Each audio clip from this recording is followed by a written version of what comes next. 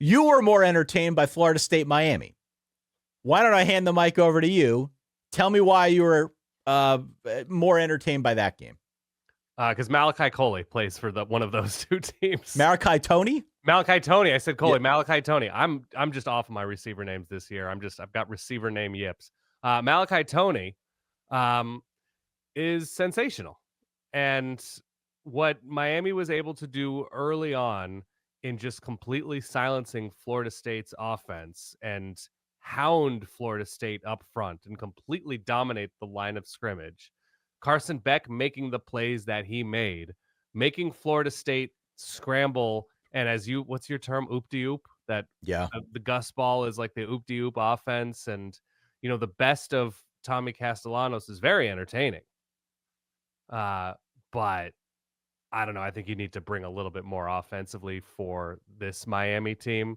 And that was at home for Florida State. And it just felt over very quickly. It felt like Florida State scored. I want to say they went up 3-0 relatively early on. And then it was 14-3 relatively early on. And the more you watched Florida State try to move the ball or finish drives, it just became very apparent very quickly that this is not a team that is built to hang for 4 quarters. And they made the score look closer than it actually was at the end there as Miami, in sort of typical fashion. Hold on. Oh, okay. Are you referencing Mario mode? Mario. We had a little bit of Mario mode at the end. Thank you. I know, Miami had something like 18 yards in the fourth quarter. It's an inappropriate sound because they won. They did win. So they won this game. They looked faster. They looked angrier. They looked like they had more fire underneath them than Florida State. And it's not to say that Virginia beat Florida State twice, because even if they pulled out that game in double overtime last week, Miami's just a different beast. They're a different animal. And so I came away thinking, when you pair the kind of spark that Miami has at offensive skill positions, because I thought they ran the ball impressively as well. And yes, you're right. They did pack it in. And we're just we're going to get 2 of the most impressive yards ever, every snap in the fourth quarter. But when you compare that with the fire that they played with on defense, I just felt that Miami is they're building to something that they haven't seen lately. No, not even. No, look, I don't know where I'd put them amongst the Ohio States, Oregon's, take your pick in the SEC, whoever it is. Maybe it's Alabama after this week. I'm not positive where they fit in there, but they're in that conversation. Well, they're in the conversation. What's interesting about Miami is just I come away from every Miami game feeling like they're just really solid. Right. And solid this year feels like it's in short supply. Does it not? No, it does. And they weren't getting great burst on the ground. It wasn't an overwhelming day on the ground for Miami. But if you're able to couple explosion plays, which Miami seems to be hitting on a level that is amongst the nation's elite through the air at their best, and it was at that level tonight, and just that sort of defense, especially up front, that's the formula. I am really impressed, and I didn't see the official stats. I got to go back and watch tomorrow. I've got them in front of me right now. And I don't know if you have offensive, defensive stats, but I do. The thing that really stuck out to me was, again, line play. Yes. And it should come as no surprise if you followed Cristobal through the years. You know that's how he likes to build his teams. But it just felt like another game where their line play was superior, both in terms of protecting Carson Beck, who had a good game, 240, 4 touchdowns. It didn't feel like he was under much duress.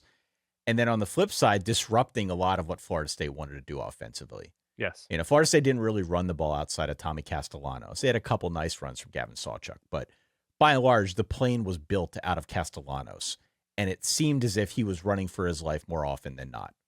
Now, maybe that was a design of the offense to try and put him on the move. I'm sure there was some element of that, but as we have seen time and again from this Miami defensive line, they are in the backfield, and they are a problem for all opposing offensive lines that they have played thus far, and I think will continue to be for the ones that are yet to come on the schedule, because the schedule gets easier after this game. Yeah. I mean, I don't think there's any other way to look at it. The schedule gets easier, and it's going to be a matchup nightmare for the teams that remain in the second half of the season now for the Canes. So, Tom Castellanos, right. really good effort in a losing effort and did try to bring Florida State back. They did almost get the backdoor cover of the 4.5. They ended up losing 28-22. They kick a late field goal to try and give themselves a shot at an onside kick. I give Florida State credit for fighting to the final whistle and trying to get as close to Miami as they possibly could. But this was, again, a situation where Miami was just dominant where it counts. Cristobal said after the game they're state champs again. And I thought that was sort of a fitting way to close things out. Miami looks the real deal. By the way, just just the real deal. Blemish-wise, you're right. I mean, they were up 28-10, 28-11 or something with 3-4 minutes left in this game. 13 penalties for 100-plus yards. Not anything concerning. Didn't directly affect the win-loss column in this one, but those types of performances, especially on the road, if things can't get a little bit more buttoned up, that's how you lose a winnable game, right? That's like the missed free throws theory that like those add up real quickly and, in key moments. So there's time to clean it up. There's a lot more to like and love about Miami right now than not, but something worth paying attention to. Malachi Toney reminds me of Devontae Smith a little bit when he played for Miami. I mean, they're different builds. They're different players. For Alabama? For Alabama. What did I say? Yeah. For Miami. Yeah. Devontae Smith is obviously slighter in his build, and Toney is a little bit bigger. But what's true in both cases is when they start running, you don't realize how fast they're going. And you're never going to catch those dudes from behind. Yeah. It just looks smooth. Agreed. And you don't realize it until you see him just lapping the field.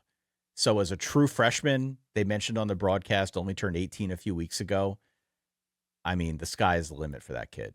It's incredible. So I'm curious to see who what his he looks like. quarterback is next year. Yeah. We'll see who the quarterback is next year. Yeah.